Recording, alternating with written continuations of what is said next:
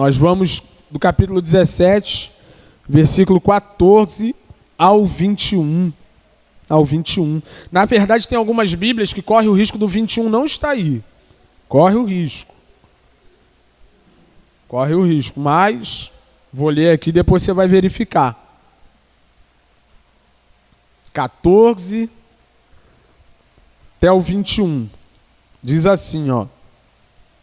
Quando eles chegaram para junto da multidão, um homem se aproximou de Jesus, ajoelhou-se e disse: Senhor, tenha pena do meu filho, porque ele tem convulsões e sofre muito, pois muitas vezes cai no fogo e outras tantas cai na água. Apresentei-o aos seus discípulos, mas eles não puderam curá-lo. Jesus exclamou: ó geração incrédula e perversa, até quando estarei com vocês? Até quando terei de aguentá-los? Tragam o menino até aqui. E Jesus repreendeu o demônio, e este saiu do menino, e desde aquela hora o menino ficou curado. Então os discípulos, aproximando-se de Jesus, perguntaram em particular: por que motivo nós não podemos expulsá-lo? Jesus respondeu: por causa da pequenez da fé que vocês têm.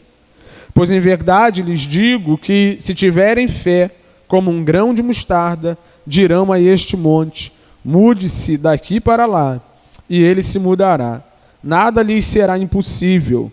Aí vem o 21, né? Que na minha versão, não sei se... lá também, ó. Tá entre colchetes, eu vou explicar por que tá assim, tá? Diz assim, ó: mas esse tipo de demônio só pode ser expulso por meio de oração e jejum. Tua palavra, Senhor, tua poderosa palavra, verdade inigualável, Senhor, a única verdade, meio pelo qual o Senhor edifica a sua igreja, abençoa o seu povo, aperfeiçoa aqueles que o Senhor chamou para a salvação. E nós te suplicamos que esta manhã, Senhor, ela possa cumprir com o seu propósito, edificando o seu povo, Pai, transformando as nossas vidas, que possamos ter uma experiência profunda com a palavra do Senhor, que nós saiamos daqui convencidos de que o que nos foi falado, lido, explicado, aplicado é a verdade, desde que isso seja feito da maneira correta, Senhor. Em nome do Teu Filho Jesus Cristo, nós te suplicamos que nós hoje tenhamos da Tua parte uma porção mais daquilo que o Senhor comunicou e estabeleceu como verdade perpétua, como verdade perene, para louvor de sua glória. Nos abençoe, nos edifique, nos aperfeiçoe pela palavra, no nome bendito de Cristo Jesus nós choramos. Amém. Nós estamos, como dito, há 2 semanas atrás e a semana passada também, num momento crucial do ministério de Jesus. Passamos por toda aquela fase onde nós vimos o ministério de Jesus se desenvolver entre os judeus e gentios e as reações das muitas pessoas em face desse ministério, mas isso acabou no capítulo 16. A gente vai para o capítulo 17 e do capítulo 17 em diante, nós vamos começar a ver o momento em que Jesus está preparando os seus discípulos para perdê-lo, ou para ficar sem ele fisicamente. Isso acontece e de várias formas Jesus vai preparando os seus discípulos, falando sobre a sua morte, por exemplo, dando amostras, como a gente viu na semana passada, da sua glória futura na transfiguração, alguns ensinos específicos e bem direcionados para a futura comunidade da fé. A gente vai ver isso melhor no capítulo 18. E é isso que Jesus está fazendo a partir do capítulo 17. Preparando os discípulos para a sua partida, mas para que também os discípulos continuem progredindo, avançando e levando adiante a missão que Jesus iniciou no seu ministério terreno. Na semana passada, com o nosso irmão Alex, como já disse aqui também nesse momento, Jesus abre a cortina da glória que haveria, né, de ser retomada por ele quando ele passa pela experiência da transfiguração. Dessa oportunidade a Pedro, Tiago e João, eles veem Jesus glorificado, transfigurado e reluzente, a fim, penso eu, né, não estava aqui na exposição, fiquei lá, tirei um serviço na salinha das crianças. Sabendo, Paulinho? Tirei um serviço lá, ainda preguei para as crianças lá, né, fui atender uma agenda lá. Mas imagino eu que isso ficou muito claro para os irmãos. É Jesus dando a esses irmãos, aos discípulos, a oportunidade de já ver um pouco da glória que haveria de ser revelada de uma maneira mais plena, né? E isso por quê, penso eu? Porque Jesus já vai para a cruz, tá? Já Jesus vai para a cruz, vai entregar a sua vida. E ter uma visão da glória depois da cruz, do Cristo glorificado, traria esperança para os discípulos e promoveria neles a capacidade de perseverar. Coisa que não aconteceu de imediato, mas isso aqui é Jesus abençoando os seus discípulos para que eles pudessem, através dessas experiências, mais uma vez o Pai confirma a identidade do Filho, ele aparece transfigurado, a fim de que os discípulos ganhem convicção com isso, né? E depois daqui, a gente leu aqui a partir do versículo 14, você vai ver que Jesus está nesse processo de aperfeiçoamento, de instrução, de preparação dos seus discípulos, mas que a coisa ainda não está tão boa quanto deveria. A gente vai ler isso aqui hoje, tá? O texto diz, no versículo 14, que Jesus desce do monte da transfiguração com os seus discípulos, com Pedro, Tiago e João, e quando ele chega ao pé do monte, diz o texto, versículo 14, quando eles chegaram para junto da multidão, um homem se aproximou de Jesus, ajoelhou-se e disse: Senhor, tenha misericórdia do meu filho, ou pena do meu filho, porque ele tem convulsões e sofre muito, pois muitas vezes cai no fogo, depois cai na água. Apresentei aos seus discípulos, mas eles não puderam curá-lo. Não puderam curá-lo. É o que Jesus encontra na descida do monte. Ele passou aquela experiência maravilhosa com Pedro, Tiago e João, mostrou a sua glória para Pedro, Tiago e João, está preparando pelo menos essas colunas da igreja para que seguissem depois da morte dele, firmes, independente das dificuldades, mas ele desce e se depara com essa questão, com esse grande dilema, e é uma experiência muito parecida com uma outra figura muito significativa do texto sagrado, no passado em especial, né? E aqui, irmãos, honestamente falando, eu me vi um pouco, né, nessa experiência de Jesus. Logicamente que eu não estou me comparando com Jesus, mas entendo um pouco do que acontece aqui. Porque perceba o que está acontecendo. Jesus está caminhando um tempão com os discípulos, preparando, ensinando, instruindo, comunicando a mensagem do reino, isso tudo. Agora Jesus dá a 3 deles, né, a oportunidade de verem a sua glória manifestada diante dos olhos deles. Uma experiência com a voz do Pai que brada do céu: esse é meu filho amado, aquela coisa toda. E quando ele chega diante dos seus discípulos, os demais, né, os 9 que ficaram no pé do monte, o que ele encontra lá? Qual é o cenário? Qual é a cena? Qual é a situação que Jesus encontra diante daqueles que estão caminhando com ele tanto tempo e já viram tantas coisas maravilhosas? Viram peixe, pão multiplicado, viram Jesus apaziguando tempestade, viram Jesus ressuscitando morto, viram tanta coisa maravilhosa, Jesus curando leprosos. O que ele encontra lá? Ele encontra esses homens que não conseguem expulsar um demônio. Não conseguem expulsar um demônio. É o que está aqui diante de nós. O que Jesus encontra de fato e de verdade, ele mesmo diz no versículo 17, Jesus exclamou, quando ele chega lá e ouve que os discípulos que ficaram não foram capazes de expulsar um demônio de um menino, Jesus exclama: ó geração incrédula e perversa. Perceba, Jesus não está falando com a multidão. Porque o menino não foi trazido à multidão, o menino foi trazido aos discípulos, que não puderam expulsar o demônio do menino. e Jesus está se direcionando aos discípulos, que retratam o perfil daquela geração. Por isso que Jesus diz geração incrédula e perversa. Qual é o cenário que Jesus encontra quando desce do monte e ouve que os discípulos dele, que estão caminhando com ele há tanto tempo, não puderam expulsar um demônio? Jesus encontra um quadro de incredulidade. De incredulidade. E eu não sei, irmão, se você já conseguiu fazer a conexão, mas você lembra de um homem muito proeminente, né, uma figura destacada, distinta, no texto sagrado, que subiu para um monte, que teve um encontro com Deus, o seu rosto brilhava em glória reluzente, tinha 2 tábuas de pedra na mão, Deus escreveu os mandamentos nas tábuas de pedra, mas quando Deus termina de escrever, diz assim, pode descer, porque o povo que ficou lá embaixo já caiu em incredulidade. Você lembra disso? Moisés. A mesma experiência, a mesma situação que Moisés teve no dia que ele sobe para ter um encontro com Deus, e ele diz assim, fica aí que eu vou encontrar com o Senhor que tirou vocês da terra do Egito.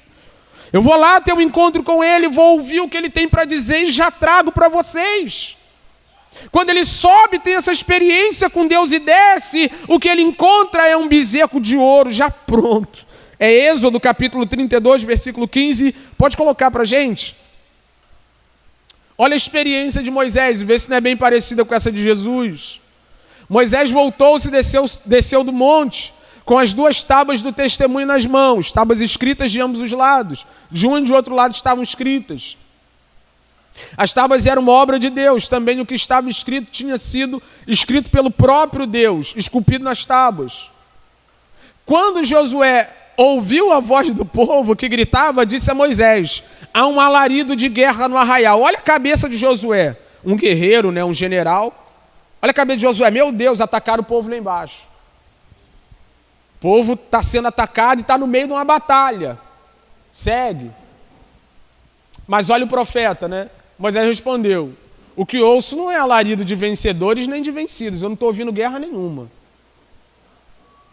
Você está confundindo a voz desse povo, mas alarido de pessoas cantando, é o que Moisés diz. Logo que se aproximou do arraial, viu o bezerro e as danças, Moisés ficou muito irado. Quando você olha para esse texto aqui, é mais ou menos o que está acontecendo com Jesus. Jesus está indignado, irmão. Volta para a gente no versículo 17, lá de Mateus. Olha como é que Jesus se expressa em relação à multidão e os discípulos em si. Jesus exclamou, isso aqui é uma exclamação, não é uma fala comum. Ó geração incrédula e perversa, até quando estarei com vocês? Até quando terei de suportá-los? Irmão, quando Jesus entra naquele cenário ali e vê os seus discípulos que não conseguem expulsar um demônio, uma vez que já tinham feito isso no passado. Os discípulos já tinham passado a experiência de expulsar demônios, de curar pessoas na missão do capítulo 10, e agora eles não conseguem mais fazer isso. Jesus olha para aquilo irado e diz assim, até quando?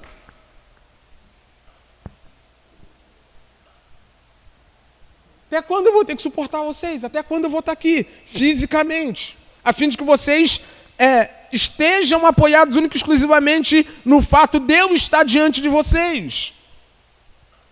Então eu vejo ali essa similaridade na experiência de Jesus e de Moisés.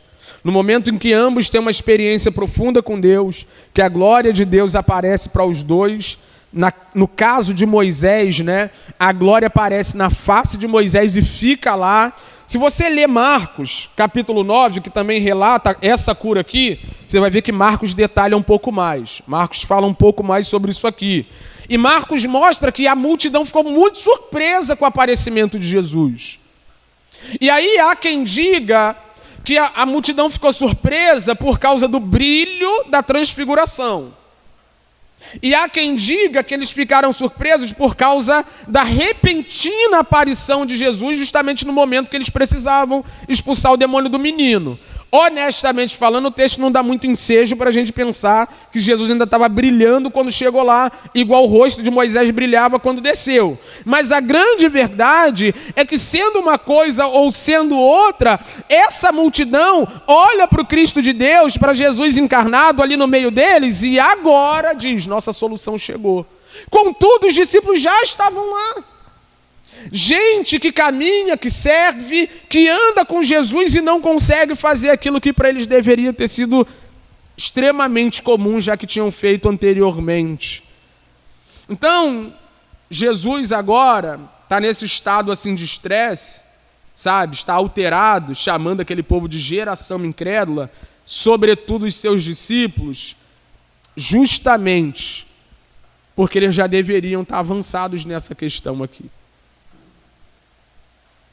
Eles já viram isso aqui. Isso aqui, de modo nenhum, é algo novo para os discípulos. Eu vou ler um pouco mais, né? Tem pouca coisa para falar nessa passagem, mas para que a gente entenda bem o que está acontecendo aqui, eu preciso ler um pouco mais. Versículo 18. Jesus repreendeu o demônio, este saiu do menino, e desde aquela hora o menino ficou curado. Então os discípulos, aproximando-se de Jesus, perguntaram em particular: por que motivo não podemos expulsar? E aqui tem a parte mais importante para a gente explorar a experiência. Por que nós não podemos expulsá-lo? Jesus respondeu: por causa da pequenez da fé que vocês têm. E isso aqui explica tudo. De quem que a gente está falando aqui, irmãos? Que Jesus chama de incrédulo, de perverso, de fé pequena. De quem que a gente está falando? A gente está falando dos discípulos de Jesus. E o que aconteceu da missão onde eles saem expulsando um monte de demônio, curando um monte de enfermo, da missão dos 70 que também fizeram tudo isso, inclusive voltam, né, se alegrando, louvando ao Senhor porque expulsaram muitos demônios. O que aconteceu de lá para cá? Jesus diz: vocês se tornaram incrédulos. Mas a grande questão é: qual é o tipo de incredulidade que está diante de nós aqui? Qual é o tipo de falta de fé ou apequenamento da fé dos discípulos que não lhes permite fazer aquilo que deveria ser comum para quem andou do lado de Jesus esse tempo todo e já tinha expulsado demônios? A grande questão é que esses discípulos, num primeiro momento, eles entenderam que a autoridade veio da pessoa de Deus por meio de Cristo Jesus. Mas agora não mais. Agora eles são especialistas em exorcismo. Agora eles aprenderam a fazer a coisa, né? Agora eu sei fazer. E aí quando você vai olhar para o relato de Marcos, né, para você entender bem o que está acontecendo aqui, tu precisa ficar indo lá e cá, lá e cá, lá e cá. Quando você olha no relato de Marcos, e é isso que dá base para eu falar o que eu estou falando, os discípulos estavam discutindo com os religiosos. Antes de Jesus chegar, os escribas estavam batendo boca com os discípulos do porquê que não funcionou. Quem já brincou de bombinha? De fogos? Quem já brincou disso? Né? Queria me ver. Eu tinha pouco dinheiro na época que eu brincava com isso, né? Então tinha 50 centavos por um cabeção de nego, né? 50. Aí tu ia lá e comprava um, ficava guardando para o momento oportuno. Guardando. Parecia um problema para tu arrumar, né? Uma confusão para tu arrumar. Tu acendia o cabeção de nego e arrumava um problema porque o barulho era muito alto. Mas tinha um momento singular que ninguém gostava de vivenciar, que era quando a bombinha falhava. Já passou por isso? Bombinha, né? Bombinha falha mais do que... Já passou por essa experiência traumática? É o que está acontecendo aqui, a bombinha falhou. E qual é o problema da bombinha agora? É a discussão. Está entre os escribas, os religiosos e os discípulos de Jesus. Qual foi o problema dessa vez? E Jesus já explicou aqui. Falta de fé, incredulidade. Em outras palavras, vocês não creem mais como criam no momento em que aconteceu. No primeiro momento eles entendiam que receberam, está escrito isso no texto, né? Que Jesus deu a eles autoridade, deu a eles poder para curarem os enfermos e expulsarem demônios, mas agora eles sabem fazer. E onde é que está o grande problema aqui? É que ninguém sabe fazer nada. Nós continuamos dependendo de Deus para fazer tudo, e foi onde eles falharam. O grande problema de cada cristão que oscila e vacila na fé não é deixar de ser salvo, porque a gente já entende como é que funciona, né? Fé salvífica, você tem pelo Espírito e ponto final. Mas para viver uma vida cheia do poder de Deus, irmão, você não pode começar crendo em Deus e depois terminar crendo em você. Como se você tivesse dominado a coisa, como se nós tivéssemos aprendido a fazer as coisas, e é por isso que muita bombinha vai falhando ao longo do caminho. E Deus deixa. Para nos ensinar que não vem de nós, mas é sempre dele. Os discípulos caíram no laço de pensar que eles eram bons o suficiente para expulsar demônios, para curar pessoas, e agora estão aqui de cara grande, e Jesus irritado. Por quê? Porque eles oscilaram na fé, desacreditaram que o Deus que fez no momento oportuno faria de novo. Nesse momento eles abandonaram a dependência de Deus. Isso vai ficar mais claro daqui a pouquinho no texto. Mas a princípio eu preciso dizer para você, irmãos, nós dependemos de Deus e sempre dependeremos de Deus. Não vai haver um momento na nossa história cristã que nós vamos aprender a viver a vida cristã. Me permita lhe dizer, você pode ser um cristão muito maduro, mas você ainda carece de Deus. Você ainda depende de Deus. Você ainda está sujeito àquele que é o verdadeiro dono da autoridade. E ele não tem problema nenhum de te deixar envergonhado, porque o dia que a gente se desprende dele, o dia que a gente abre mão de depender dele, é justamente o que acontece. O dia que nós fazemos as coisas na nossa força, é um momento em que nós falhamos e nos voltamos para ele perguntando por que deu errado. É a pergunta dos discípulos. Por qual motivo nós não conseguimos expulsá-lo? E aqui a gente vê a grande briga do dom e da dependência. A grande briga do pragmatismo com a dependência daquele que é o dono da verdadeira autoridade. Os discípulos se esqueceram disso por um momento. E por que isso irrita tanto Jesus? Porque ele já tá para ir embora, irmão.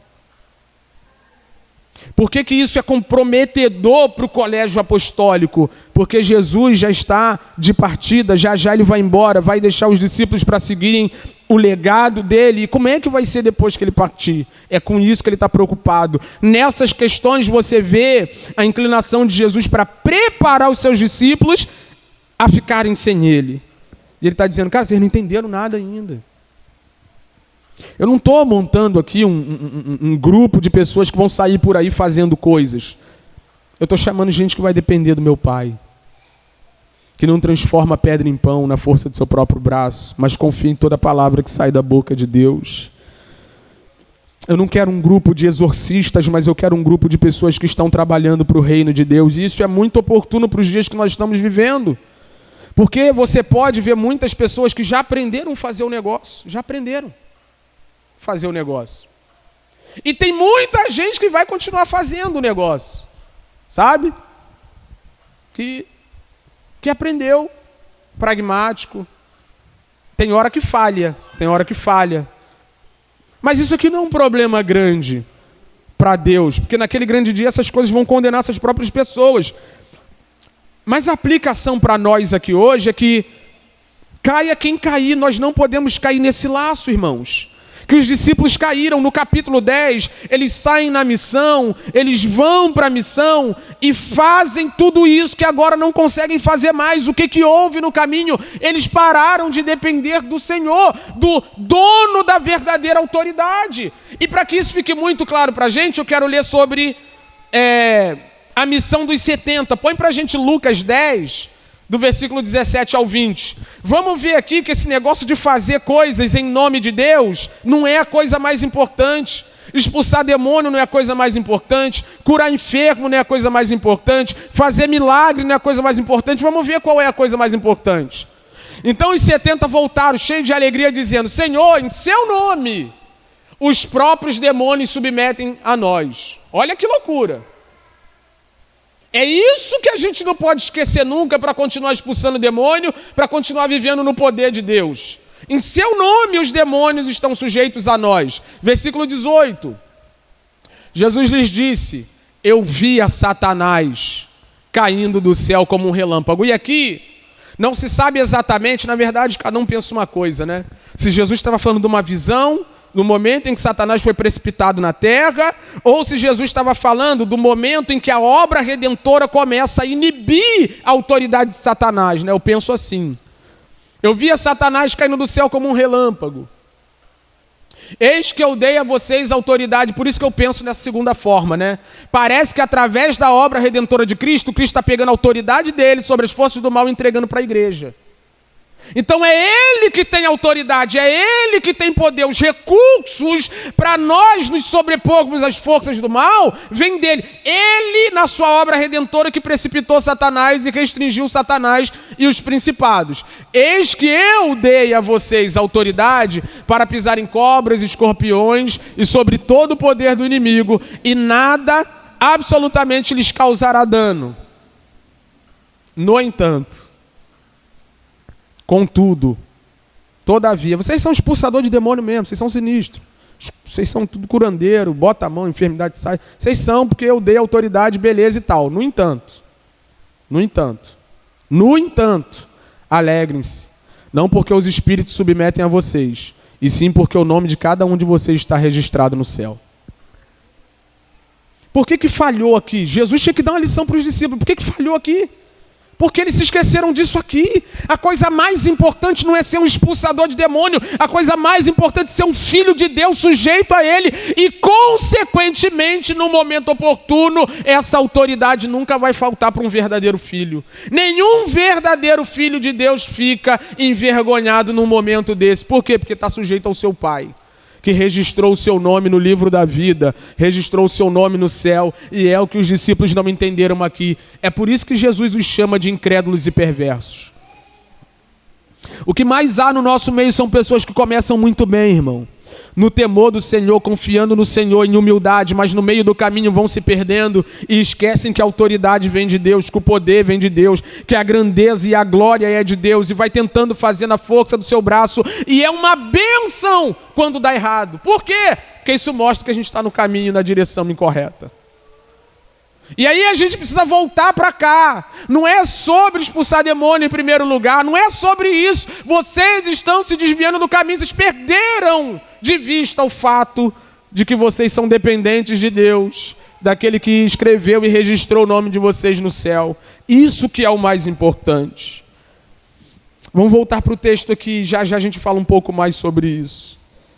Jesus respondeu, 20... por causa da pequenez da fé que vocês têm. E aqui, Jesus vai sugerir que essa fé que expulsa o demônio, em nome de Jesus, não era só pequena, ela não existia. Não estou falando da fé salvadora, estou falando da dependência. Essa fé aqui é a dependência e confiança plena no Senhor. Ela não existia, porque olha o que o texto continua dizendo. Pois em verdade lhes digo que se tiverem fé como um grão de mostarda, em outras palavras, vocês não têm fé nem do tamanho de um grão de mostarda. Está faltando a vocês uma fé minúscula, vocês não têm dependência mínima do Pai. E é por isso que os demônios não se sujeitam. Demônio não se sujeita a homem, demônio não se sujeita a cargo, demônio se sujeita a dom, demônio se sujeita à autoridade daquele que criou todas as coisas, que destronou potestades, principados, despojou, diz o texto bíblico em Colossenses, naquela cruz, Jesus despojou ali diz que ele desarmou, tirou a armadura dos principados e potestades e está sobre ele junto com a sua igreja, para a glória do seu santo nome. Nós nunca podemos perder de vista que se não fora o Senhor, o nosso inimigo já teria nos consumido vivo. Que ele anda ao nosso derredor buscando a quem possa tragar. Que não há autoridade em nós mesmos, no que nós estamos fazendo, em quem nós estamos nos tornando nessa terra diante dos homens. Caramba, fulano de tal é mó pastorzão, irmão. O maior pastor dessa vida sem Deus é menor do que o mínimo dos demônios. O maior líder religioso dessa vida não pode contra um demônio mais sem vergonha do inferno. É o nome de Jesus. Que todo joelho se dobre, inclusive das forças do mal. Tiago diz que Os demônios creem que Deus é um só, mas não só creem, diz que também estremecem.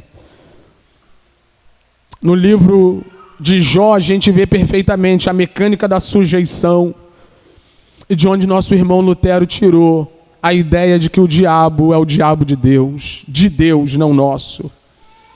E do que nós precisamos? O texto vai concluir aqui.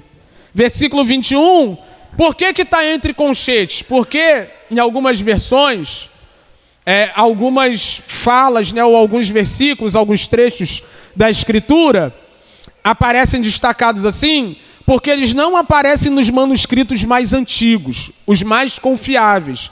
Parece que ao longo do tempo houveram esses acréscimos. Mas quando a gente vai lá para Marcos, põe para a gente, Marcos, por favor. Marcos 9, 28 e 29.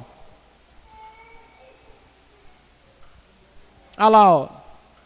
Quando Jesus entrou em casa, os seus discípulos lhe perguntaram em particular, por que nós não podemos expulsá-lo? Jesus respondeu, esse tipo de espírito só pode ser expulso por meio...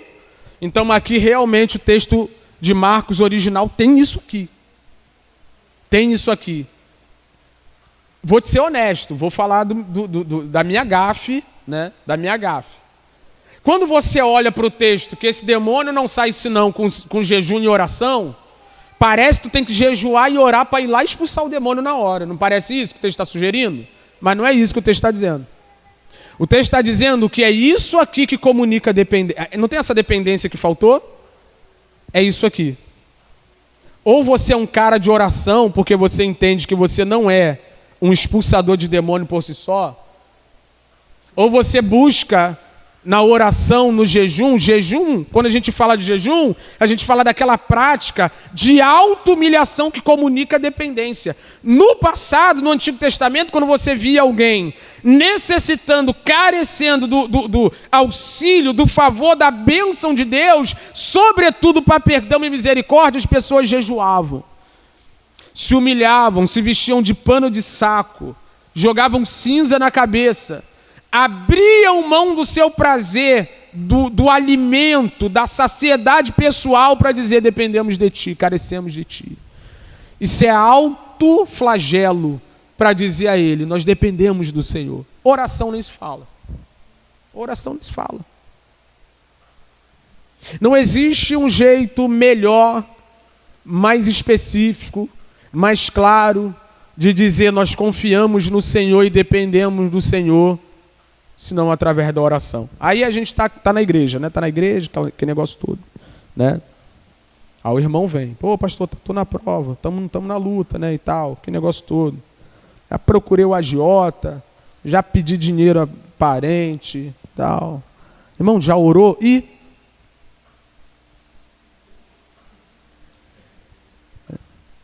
aí tem gente que ainda fala ainda, irmão, se nada der certo, vai orar. Não, irmão, tem que orar antes. Oração não é o último recurso. Oração é a porta de entrada da humilhação, da dependência, dos necessitados. O escritor aos Hebreus diz, e ele nos encoraja a fazer isso, ele diz o seguinte, ele fala para nós, né, que nós devemos entrar confiadamente na sala do trono diante de Deus. Confiadamente, a fim de acharmos graça e misericórdia para sermos socorridos no tempo oportuno. A grande questão, irmãos, é que nós falamos que dependemos de Deus, mas só isso aqui mostra que nós dependemos de Deus. Para surpresa de 0 pessoas, sabe qual é a reunião mais vazia dessa igreja? Sabe ou não? Quer uma cola? Eu nem sou mais assíduo, não sou mais assíduo. Mas sempre que venho, tá sempre as mesmas pessoas aqui. As mesmas. Posso citar de cor. Tem dia que eu nem venho, mas sei quem já vai estar aqui. E aí você fala, caraca, Wesley, a igreja soma tá pedra, o pessoal não ora. Toda igreja, a reunião de oração é a pior que tem, de número. É a mais vazia. Primeiro é reunião de oração, depois reunião de ensino. De ensino o pessoal até vai. Chega lá cedo mesmo, tem que geralmente a IBD ali perto do culto. Chega lá, né? Mas a reunião de oração, onde todos nós juntos chegamos na presença do Todo-Poderoso e dizemos, a gente depende de Ti. Sem ti nós nada podemos fazer. Sem ti nós não somos ninguém. Sabe? Irmão, nós desaprendemos a dizer, Senhor, vai na frente. A gente não diz nem para o Senhor, vai na frente, Senhor. Ah, Wesley, mas eu não tenho tempo de orar. Se tu não tem tempo de orar, tu tem tempo para quê? Fala para mim. Que mais? Sobra tempo nessa vida. E Wesley, quanto tempo eu tenho que orar? Não faço a mínima ideia. Você tem que comunicar dependência.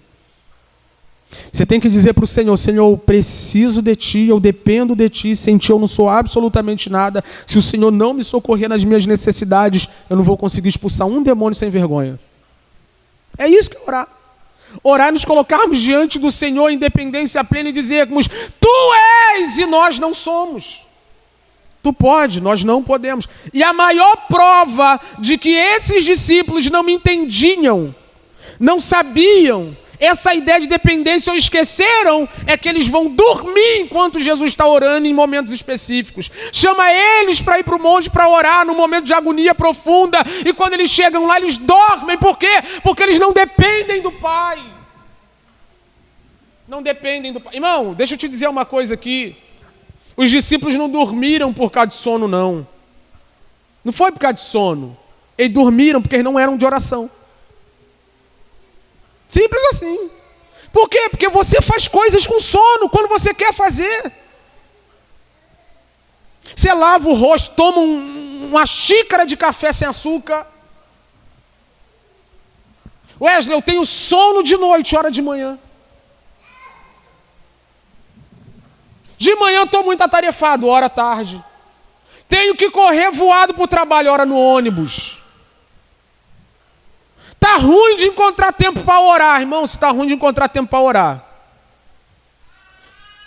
está difícil de comunicar dependência plena desse Deus. Me perdoe o que eu vou dizer aqui. Muito provavelmente sua vida cristã é uma farsa. Muito provavelmente sua vida cristã é uma farsa. Irmão, nenhum cristão genuíno, verdadeiro, nenhum irmão em Cristo Jesus que compreendeu a sua miséria, a sua necessidade plena, exclusiva do Criador, que já fez muito mais do que poderíamos imaginar enviando seu Filho. Ninguém que não queira estar diante do Senhor em necessidade, em dependência, em humilhação, entendeu de fato o que Cristo fez naquela cruz. Abriu um novo e vivo caminho, esse caminho estava fechado. Nos ensinou que Ele é acessível e diz que podemos chamá-lo de Pai, Pai nosso, que estás nos céus. Ele disse que nós poderíamos nos achegar confiadamente. Você precisa avaliar, irmão, a sua vida cristã.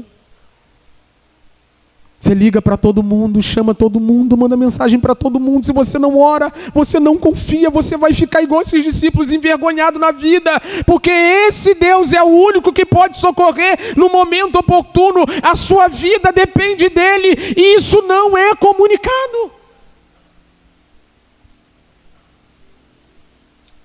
Vou falar da minha rotina. Tem semana, irmão, que eu oro muito, que é pouco. Muito que é pouco, nunca é suficiente. Tem dia que eu vou para dentro do carro, fico sozinho, paro o carro na estrada. Tem dia que consigo, me destacar dentro de casa mesmo, ajoelho num canto. Minha casa é pequenininha. Se eu for num banheiro, a Ilana está atrás. Se a Ilana for num banheiro, eu estou atrás dela também. Mas quando eu tenho um tempo e na hora, irmão, na hora, posso estar em qualquer lugar, seja no quarto, na sala, eu ajoelho ali e oro. Mas tem semana que é só Deus vai na frente. Aí aproveito que estou dirigindo, Deus vai na frente. Aprendi isso com o reverendo Hernandes Dias Lopes, Ele falou, minha vida é muito corrida, mas eu dirijo muito. Dirijo muito. Toda hora eu estou dirigindo para um lado e para o outro. E eu tenho tirado os meus momentos com Deus atrás do volante. Falei, caraca, também dirijo pra caramba, toda hora eu tô indo pra lá e pra cá. E é um momento que não tem filho chorando na cabeça, é um momento que não tem esposa, É um momento que não tem trabalho, né? Não dá para ficar atendendo o celular enquanto eu estou no volante. Aí eu boto uma música, Deus vai na frente abrindo o caminho. Brincadeira, nessa não, é outra. Mas eu vou ali, irmão, você tem consciência de que esse Deus é disponível? Está aqui no nosso meio. Ouve as orações e as súplicas do seu povo o tempo todo. Que ninguém podia ir no Santo dos Santos a não ser o sacerdote que ia lá fazer a oferta anual, mas agora o novo e vivo caminho está aberto. Isso é um desprezo. Isso é um desprezo. O novo e vivo caminho foi aberto no corpo de Cristo. O sangue de Cristo pagou a passagem para entrar lá. Isso é um desprezo. Se a gente abrir agora aí, sabe que o Instagram dá o tempo que a gente usa ele, né? Sabe ou não sabe? Se a gente abrir aí agora, quanto tempo tem de uso diário do Instagram? John Piper disse algo sensacional. Ele disse que as redes sociais vão ser a prova de Deus contra os homens que diziam que não tinham tempo para orar.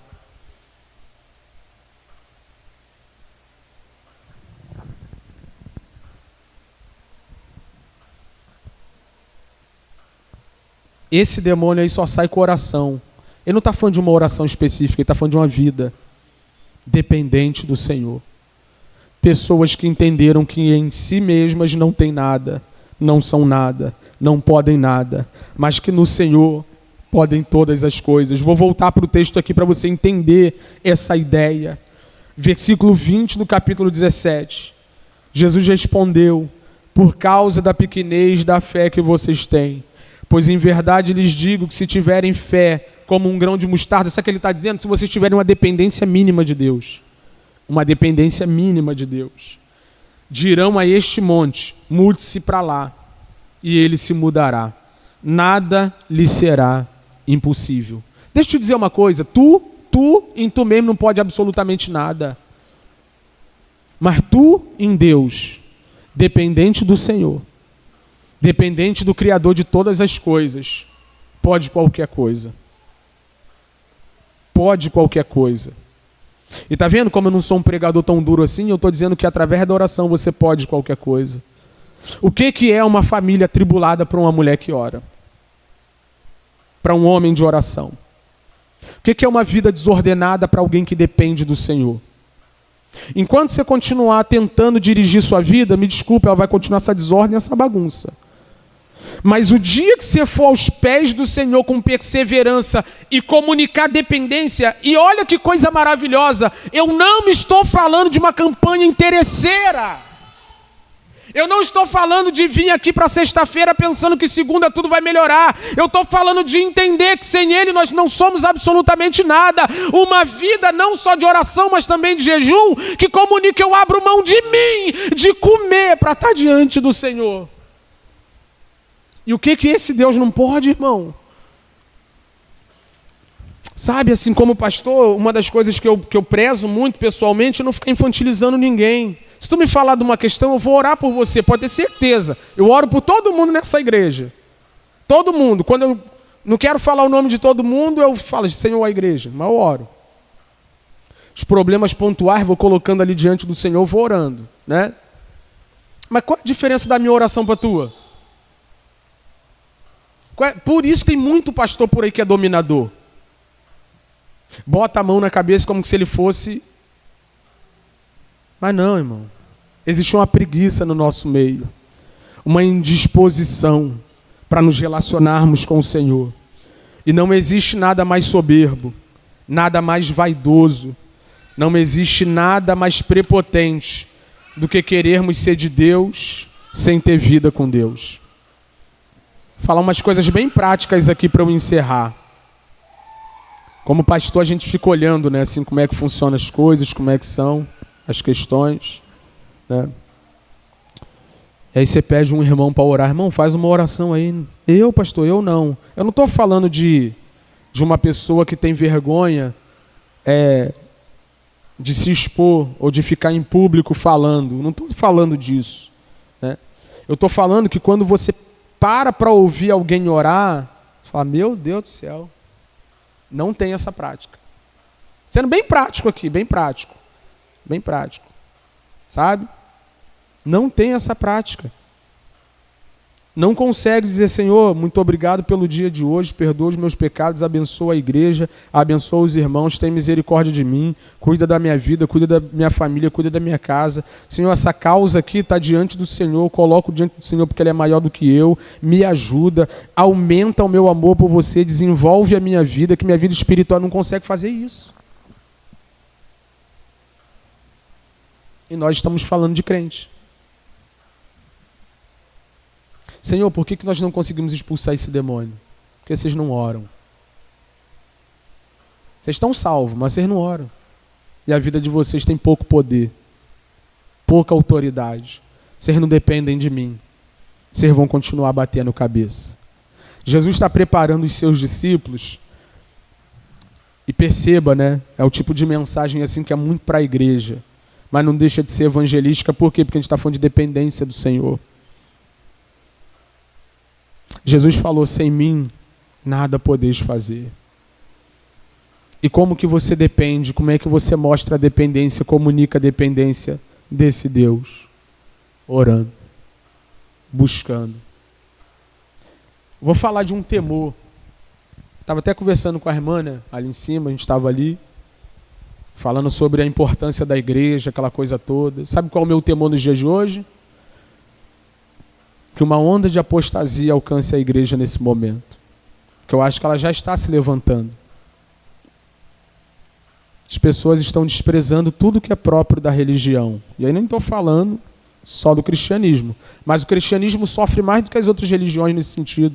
Sabe por quê? Porque o cristianismo é uma religião que não dialoga com nenhuma outra. Nós dizemos sermos os detentores da verdade, somos. O evangelho é a única verdade que existe. E por falta desse diálogo, por falta de aceitação, por falta de inclusão, vai ficar muito ruim de ser crente daqui a pouco. E eu já estou vendo um monte de gente esfriando na fé. Fraco na fé. Qualquer coisa balança. Qualquer coisa que abandona a igreja. E não estou dizendo assim, vou me desviar. Não, hoje eu não vou. Não tem mais prazer na igreja. Não tem mais prazer na reunião de oração. A gente está conversando ali, né, Alex? Meu Deus. A gente, na minha época, Wesley, era outra compreensão. Beleza. Estava falando disso? Irmão, é uma constatação que qualquer cego pode ver. Se você não for para dentro de Deus nesses dias difíceis, tu vai ver o que vai ser na tua vida. Nunca foi diferente. Perceba, vocês não expulsam o demônio porque vocês não oram. Vocês não têm vida de dependência e de oração. E aplicando para os dias de hoje, é o que eu tenho a dizer para essa igreja. Ou a gente vai para cima de Deus, dependente, faminto, como o salmista, como uma corça que anseia por águas. Ou que nossa vida de oração, devoção, que essa reunião de oração melhore na adesão. Não tem pastor que dê jeito, irmão. Não tem receita de bolo. Pastor, como é que eu faço? Não sei o que te dizer. Pastor, está tão difícil lutar contra o pecado, irmão, você não ora. Está tão difícil resistir ao mal, irmão, você não ora. Está tão difícil ficar de pé, irmão, você não ora. Não tem vida de oração. Você não pede nem misericórdia andando pela calçada voado. Voado na calçada, você andando para ir trabalhar, tu não pede nem misericórdia nesse trajeto. Por que a gente não consegue? Porque a gente não ora. Mas que o Senhor nos ajude. Que o Senhor nos desperte para o fato de que sem Ele nós não somos e não temos absolutamente nada. Mas também, por outro lado, irmão, o dia que nós nos submetermos ao Senhor de verdade. Estou lendo um livro lá e o autor diz o seguinte assim, ele diz o seguinte, né? Na introdução já ele manda logo de cara. Ele diz que o mundo vai ver a plenitude da igreja quando a reforma casar com o avivamento. Ele diz que reforma sem avivamento promove muitos danos no meio do povo de Deus e isola as pessoas lá de fora porque parece fundamentalismo vazio. Ele diz também que avivamento sem reforma é um trem desgovernado, poderoso, mas mais mata do que... É o que ele diz, né? Avivamento sem reforma mais mata do que dá vida. Mas o dia que o mundo vê uma igreja cheia de Bíblia e cheia do poder, eles vão ver o que Deus está preparando para essa terra, por meio da igreja. E eu quero te convocar, irmão, minha irmã, a não sermos como os discípulos que dormiram enquanto Jesus os convocou para orar. Mas eu queria que nessa manhã nós refletíssemos sobre as necessidades que temos, sobretudo a necessidade de dependermos de Deus, estarmos diante de Deus constantemente, porque pastor nenhum vai te salvar no dia mau. Pastor nenhum vai te privar da vergonha de não conseguir expulsar um demônio. Pastor nenhum vai te privar da queda o dia que você depender de si próprio. Só o Todo-Poderoso, só Cristo, que é uma rocha, que não nos deixa passar vergonha em face dos dilemas dessa vida. Queria que você se colocasse de pé para a gente orar e encerrar.